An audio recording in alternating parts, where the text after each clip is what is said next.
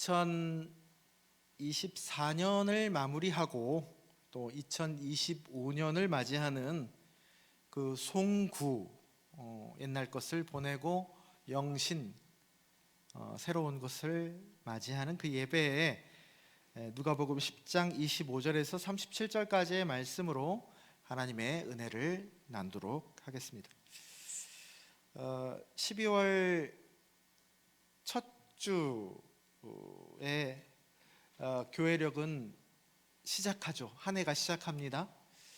그래서 지난 대림절 때 시작했는데 그 시작된 교회력, 올해 교회력은 3년마다 한 번씩 돌아가는데 C해입니다. C. 가나다로도 표현할 수 있습니다. 다해입니다. 그 주요 C해의 주요 복음서가 작년에는 B해 마가복음이 중심이 되었고 올해는 주요 복음서가 누가복음서입니다. 각 사복음서마다 각각의 특징이 있죠. 누가복음은 특별히 다른 복음서에 비해서 소외된 자, 가난한 자, 병든 자, 고아, 과부, 이방인과 같은 사회적 약자에 대해서 아주 관심이 많습니다.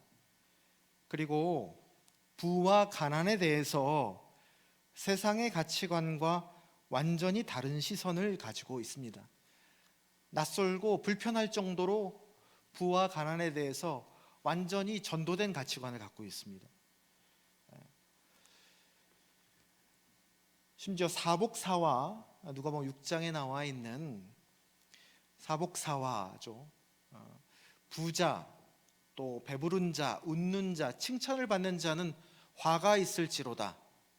또 반대로 가난한 자, 줄인 자, 우는 자, 박해를 받는 자는 복이 있을 것이다.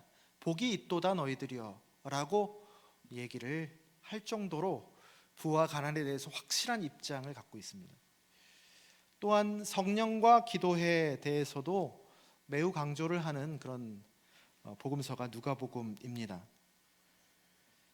특별히 오늘 우리가 읽은 본문인 선한 사마리아인의 비유는 누가복음만의 아주 파격적인 말씀입니다. 어떤 율법교사가 이렇게 물어보죠. 선생님, 무엇을 하여야 영생을 얻으리이까? 라고 예수님께 묻는 그 물음에 예수님께서 대답하신 말씀이 오늘 본문인데요. 이에 대해서 예수님은 늘 말씀하셨듯이 항상 가장 큰 계명, 하나님 사랑과 이웃 사랑, 사람 사랑이라는 가장 큰 계명을 말씀하시고, 그렇다면 그 대답을 들은 그 율법 교사가 그렇다면 하나님은 알겠는데 내 이웃이 누굽니까? 라고 묻습니다. 그 물음에 대해서 예수님께서 한 이야기를 들려주시는데 그것이 선한 사마리아인의 이야기입니다. 외진 광야에서 강도를 갑자기 만나죠. 어떤 사람이 유대인으로 추정이 됩니다. 그 한 사람에게 그를 도와줄 것 같았던, 아니 도와주어야 했던 누구보다 같은 유대인, 그것도 그 책임을 그래도 상대적으로 많이 가지고 있는 종교 지도자인 제사장과 레위인은 그 강도 만난 거짐 죽게 되어 있는 사람을 그냥 지나갑니다. 피해서. 근데 반면에 도와주지 않아도 될 사람, 그들이 평상시에 미워하고 천대했던 어느 한 사마리아인이 그 사람을 돌보아 주었다. 그렇다고 모두 다 책임을 져준 것도 아닙니다. 자기가 갖고 있는 역량으로 그 사람이 스스로 일어나서 살 수 있을 정도 참여하고 거들어준 거죠. 응급처치를 일단 해주고, 그죠? 혼자서 못 일어나니까.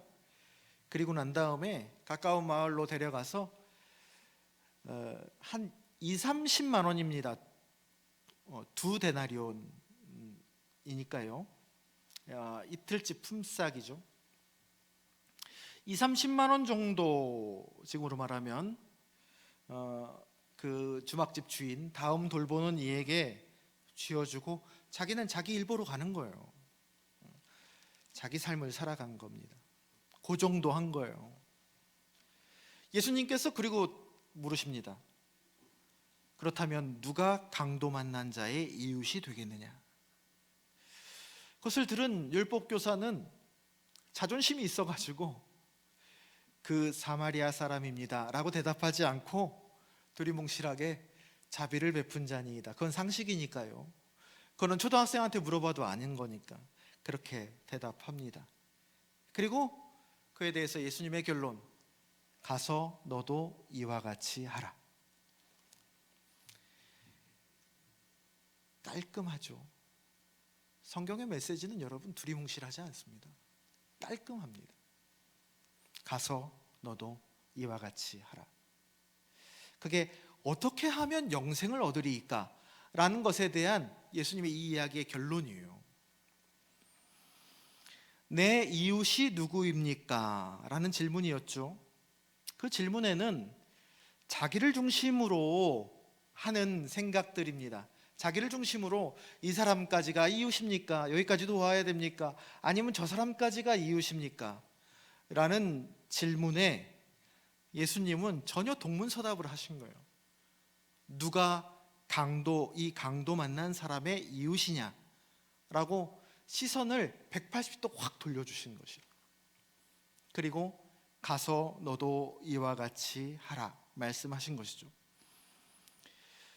다시 말하면 이웃이라는 것은 내가 중심이 되어서 따지는 것이 아니고 누구를 중심으로 따지는 거라고요? 아픈 이를 중심으로 말할 수 있는 말이다. 이웃은. 사람의 중심은 어디입니까? 사람의 중심은 심장입니까? 아니면 단전입니까? 사람의 중심은 심장도 단전도 아닌 아픈 곳이다. 손가락 하나만 아파봐도 그곳이 중심이 됨을 사람은 본능적으로 알 수 있습니다. 아픈 곳이 중심이 되어서 마음과 자세와 일상의 사이클이 다 움직입니다. 가족의 중심은 어디입니까? 가족의 중심도 역시 아픈 사람입니다.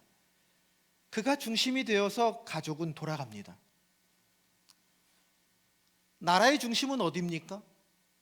대통령입니까?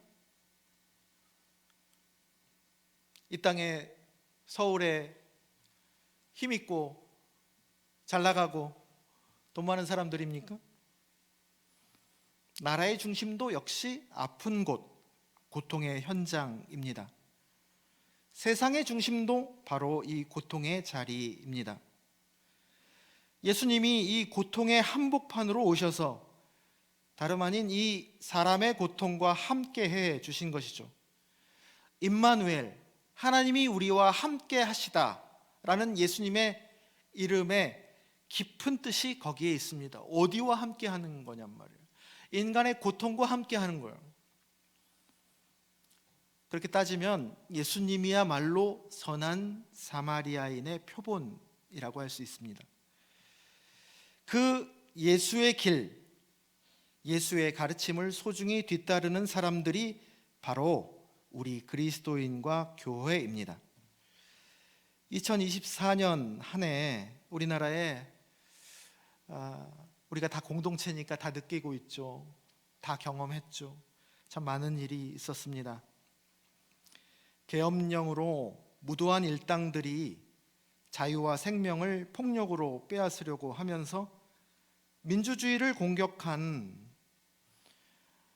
참 추접한 내란 사건이 아직 한 달도 되지 않았고 지금 진행형에 있습니다. 밝혀지면 밝혀질수록 인간의 저 밑바닥에 악이 드러나는 것처럼 너무나 잔인하고 추접한 일들입니다. 그리고 엊그제 180명이 넘게 사상한 무안공항 참사가 있었습니다. 우리나라가 아픕니다. 이렇게 많이 아프니 누가 그 아픈 나라를 진심으로 사랑하는지가 이때 리트머스 시험지처럼 드러납니다. 그 아픈 사람들, 아픈 현장, 그곳에서 자기 일처럼 함께 아파하는 사람들과 자신의 역량껏 마음과 물질을 들여서 돕고 함께하는 사람들이 참 우리나라 공동체에는 참 숨은 곳에 많이 있구나라는 것을 확인하는 고통스러웠지만 참 어떻게 보면 아름답고 행복한 한 달을 보냈습니다. 목숨을 걸고 그 밤에 거기 가서 장갑차 앞에 섰던 시민들, 민주주의를 지키기 위해서 추운 날 광장에서 제일 앞장섰던 젊고 어린 세대들, 또 페이스북, 인스타그램 같은 곳에서 슬픔 당한 이들을 겸손하게 위로하는 사람들. 오늘 뉴스 보니까 그 무안공항 가서 달려가서 어제 뉴스 보고 자원봉사하고 또 푸드트럭 막 몰고 가가지고 그 유가족들에게 오뎅 막 이렇게 이라도 다 위로할 수 없겠지만은 그래도 자기가 할 수 있는 그거 가서 한 사람들, 그냥 이런 거 저런 거 없이 그냥 함께만 하러 간 분들을 오늘 뉴스에서 몇 시간 전에 보았습니다. 참 너무너무 아름다웠습니다. 그런 분들이 이 한 달 동안에 참 누구보다 아름답다라는 생각을 했습니다. 한강 작가의 그 노벨상 수상 강연의 표현이 딱 맞죠. 세상은 어찌 이렇게 잔인하고 폭력적인가? 그리고 세상은 어떻게 이토록 아름다운가? 그게 동시에 일어나는 겁니다.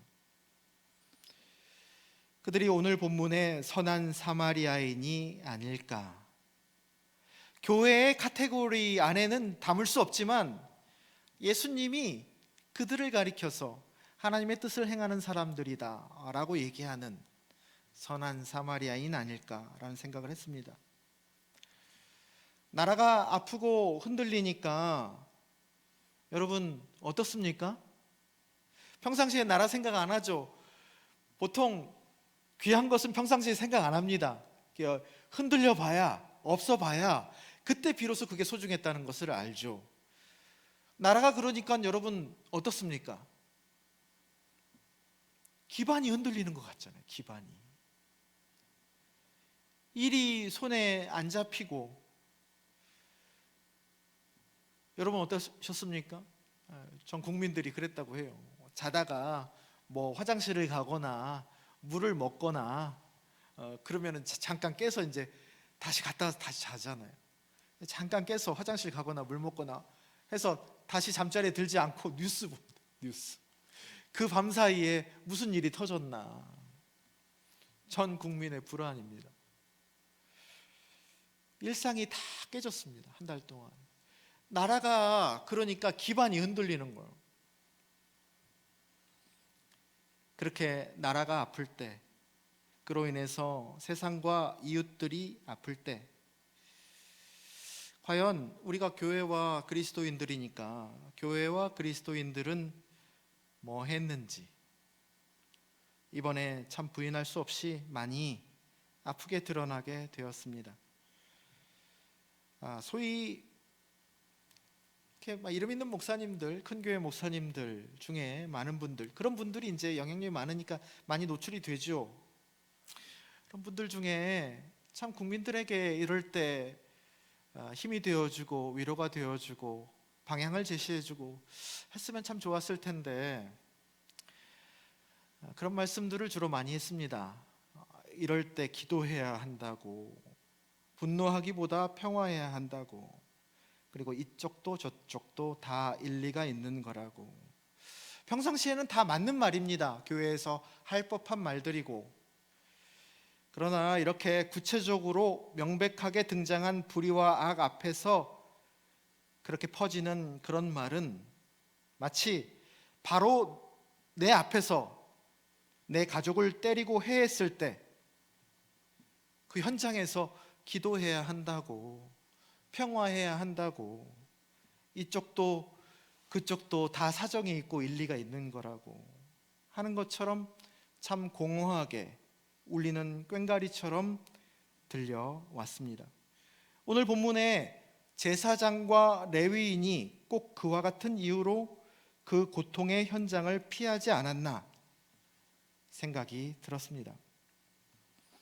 그렇게 피해갔던 그 교회들이 지난 한 2달 전 10월 27일에 시청 앞에 모여서 교회를 왜 핍박하냐고 그 위세를 드러내며 소리를 치며 기도했던 겁니다. 그동안 그리스도인과 교회가 생각하는 이웃은 누구였나? 이웃은 누구였을까? 같이 예수 믿는 사람들을 형제, 자매라고 우리는 보통 부릅니다. 우리 기독교가 이웃이죠. 그래서 그렇게 뭉쳤습니다. 때로는 그렇게 뭉쳐야죠. 그리스도인과 교회가. 그런데 성경을 읽어보면 놀랍게도 성경은, 예수님은 별로 그것에 관심이 없는 것 같습니다. 우리가 생각하는 종교에 별로 관심이 없어요. 예수님이 누구한테 관심이 있느냐? 바로 이 아픈 이들, 가난한 자, 눌린 자, 소외된 자, 그 변방에 있는 자들이 바로 중심에 있는 존재라고 예수님은 이 땅에 오셔서 끊임없이 말씀하고 있습니다. 그 다음에 종교가 있는 거예요. 이 기독교의 핵심 정신을 기독교는 지금까지 잘 못했던 것을 인정하지 않을 수 없습니다. 현대사회의 아픔에서도 약자들, 눌린 자들, 폭력의 반대편에서 상실의 상처를 입은 사람들과 함께 있지 않고 오히려 강자들, 힘 있는 자들, 폭력을 쓴 사람들을 축복하는데 기독교는, 개신교는 주저하지 않았습니다. 그러면서 아픈 이들을 애써 외면하고 모른 척하고 때로는 이제 그만하라고, 좀 왜 계속 아파하냐고, 왜 계속 슬퍼하냐고, 더 심지어는 그들을 아프게 한 이들을 두둔하면서 더 큰 상처를 주기도 했습니다.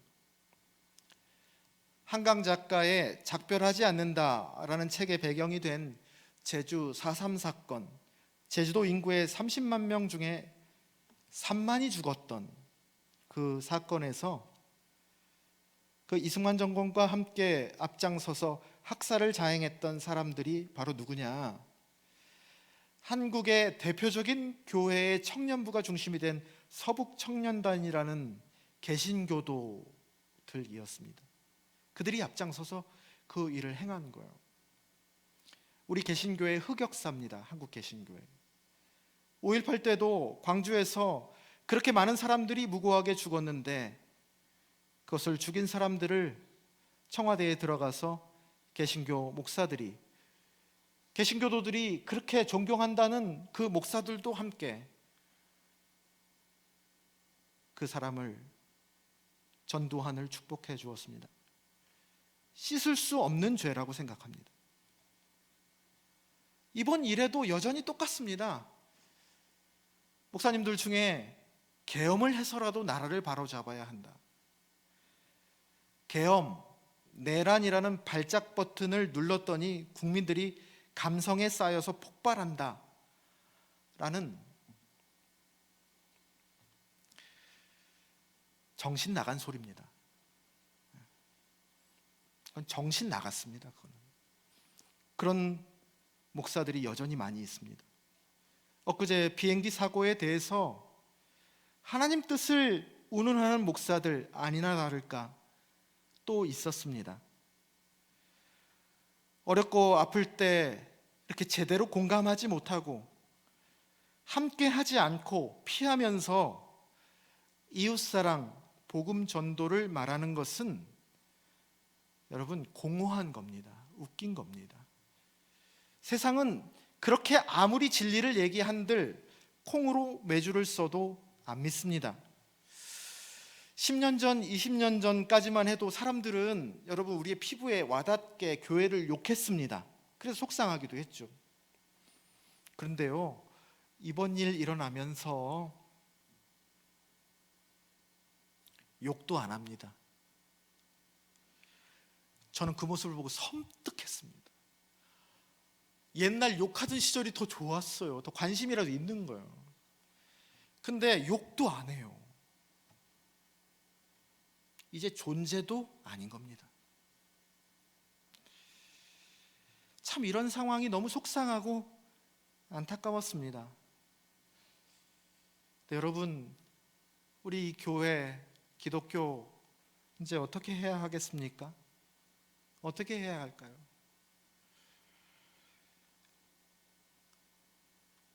다시 시작하는 수밖에 없죠.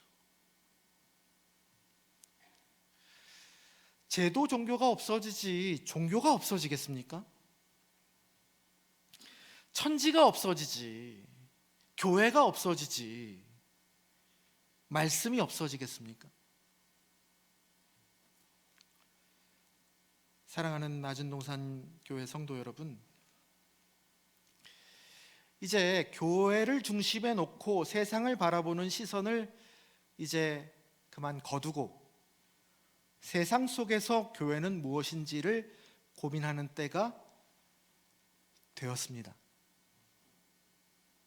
기독교야 아니야, 교회 편이 아니야를 따지기보다 아프고 고통받는 이들의 편인가, 바로 그 현장이 교회 건물이 있는 곳이 교회가 아니라 바로 그 고통의 현장이 교회인 것이다 라는 시선으로 돌려야 할 것입니다. 예배, 기도 아주 중요합니다. 그러나 그것이 행동과 실천으로 이어져야 비로소 그것은 성탄의 제일 중요한 메시지인 말씀이 육신이 되신 그 성육신의 신비와 역사를 드러내는 것입니다. 큰 행동도 아니에요.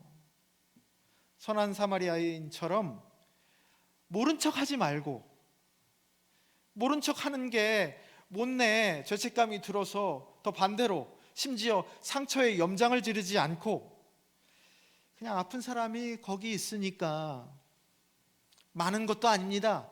내가 할 수 있는 것, 그냥 옆에만 있어주는 것 뿐만이 아니라 내가 할 수 있는 것 잠깐 거두는 것 정도입니다. 그게 교회가 사는 길입니다.